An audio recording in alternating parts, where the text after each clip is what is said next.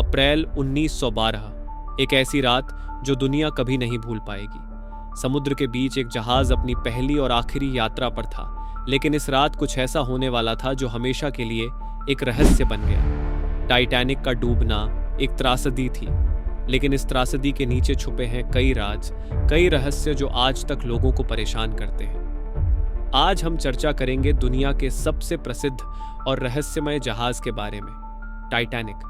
एक जहाज जो सबसे बड़ा, सबसे शानदार और अडूबने वाला माना गया था, लेकिन फिर भी अपनी पहली यात्रा में ही डूब गया। लेकिन क्या टाइटैनिक का डूबना एक साधारण दुर्घटना थी या इसके पीछे कुछ और छुपा था? इस वीडियो में हम जानेंगे उन तथ्यों, थ्योरीज और अनसुलझे रहस्यों के बारे में जो आज भी समुद्र के नीचे टाइटैनिक के साथ दफन है। एक जहाज जिसे दुनिया का सबसे बड़ा इंजीनियरिंग चमत्कार कहा गया, टाइटैनिक को कभी डूबने वाले जहाज के रूप में नहीं देखा गया था। 1909 में टाइटैनिक का निर्माण शुरू हुआ और इसे बनाने में 3 साल लगे।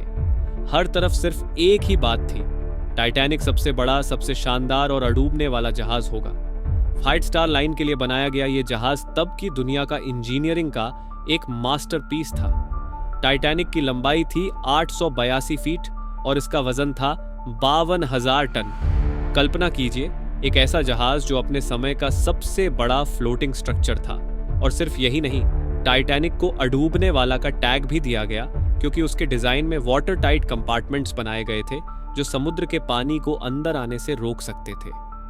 10 अप्रैल 1912 टाइटैनिक अपनी पहली और आखिरी यात्रा पर निकलता है, साउथहैम्पटन से न्यूयॉर्क के लिए। जहाज पर 2224 लोग हैं, कुछ दुनिया के सबसे अमीर और प्रसिद्ध लोग और कुछ थर्ड क्लास यात्री जो एक नई जिंदगी की शुरुआत करने अमेरिका जा रहे हैं। 14 अप्रैल 1912 की रात, एक ठंडा और बिल्कुल शांत समुद्र, लेकिन टाइटैनिक की गति पूरी तरह से तेज थी। रात के 11:40 पर टाइटैनिक एक आइसबर्ग से टकरा गया। लुकआउट्स ने आइसबर्ग को देखा, लेकिन तब तक बहुत देर हो चुकी थी। कैप्टन स्मिथ ने जहाज को टकराव से बचाने की कोशिश की, लेकिन आइसबर्ग ने टाइटैनिक के स्टारबोर्ड साइड को चोटिल कर दिया। कैप्टन स्मिथ ने देखा कि जहाज को बचाना मुश्किल होगा।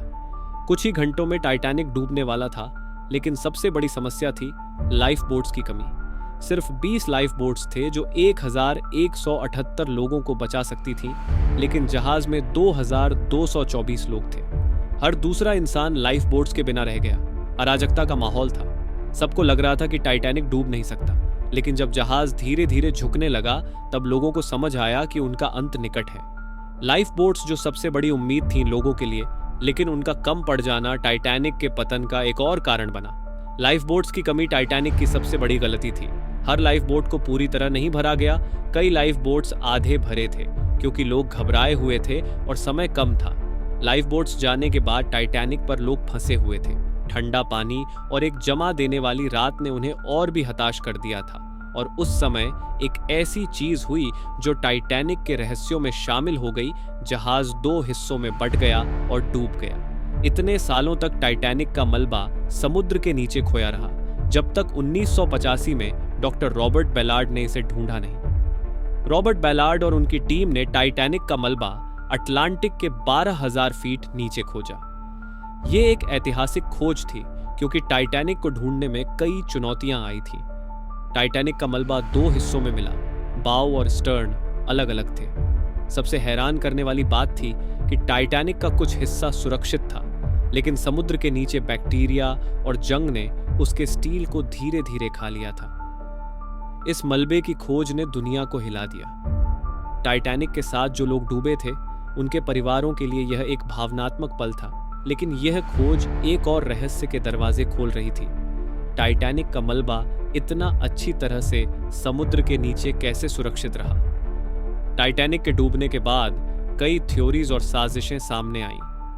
कुछ लोगों का मानना था कि टाइटैनिक को जानबूझकर डुबाया गया ताकि बीमा का दावा किया जा सके। इस थ्योरी के अनुसार टाइटैनिक के सिस्टर शिप ओलंपिक, जो पहले से ही क्षतिग्रस्त हो चुका था, को टाइटैनिक से बदल दिया गया और टाइटैनिक के नाम पर बीमा लिया गया। लेकिन इस थ्योरी का कोई ठोस प्रमाण कभी नहीं मिला।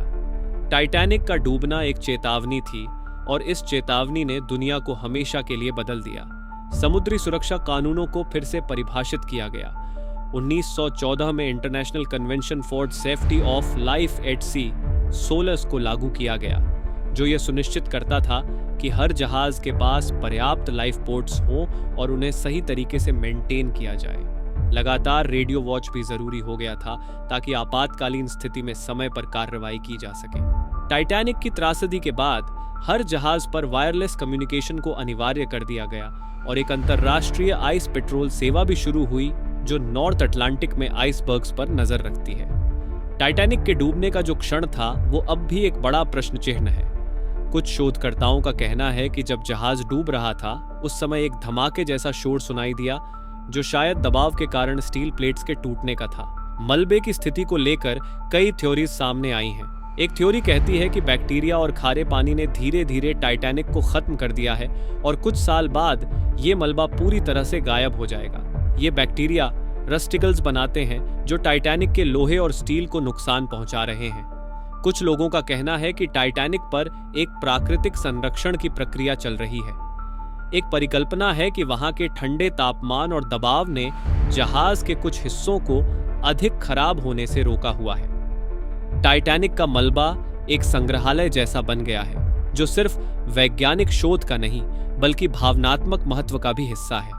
कई लोग टाइटैनिक के अवशेषों को समुद्र के नीचे छोड़कर उसे वैसा ही सुरक्षित रखना चाहते हैं, लेकिन कुछ लोग टाइटैनिक के आर्टिफैक्ट्स को रिकवर करने का काम करते हैं जो टाइटैनिक की प्रदर्शनियों में प्रदर्शित किए जाते हैं। टाइटैनिक के साथ जुड़े कई राज आज भी अनसुलझे हैं। यह सिर्फ एक जहाज नहीं था जो डूबा, बल्कि इसके साथ कई थ्योरीज भी समुद्र के नीचे छुपी रह गई। टाइटैनिक के कैप्टन एडवर्ड स्मिथ के बारे में कहा जाता है कि उन्होंने जहाज के डूबने के समय अपनी जान दी, लेकिन इसके बारे में अलग अलग विवरण मिलते हैं। कुछ जीवित बचे लोगों का कहना है कि कैप्टन स्मिथ आखिरी पल तक ब्रिज पर कमांड कर रहे थे, जबकि कुछ कहते हैं कि उन्होंने खुद को समुद्र में छोड़ दिया था।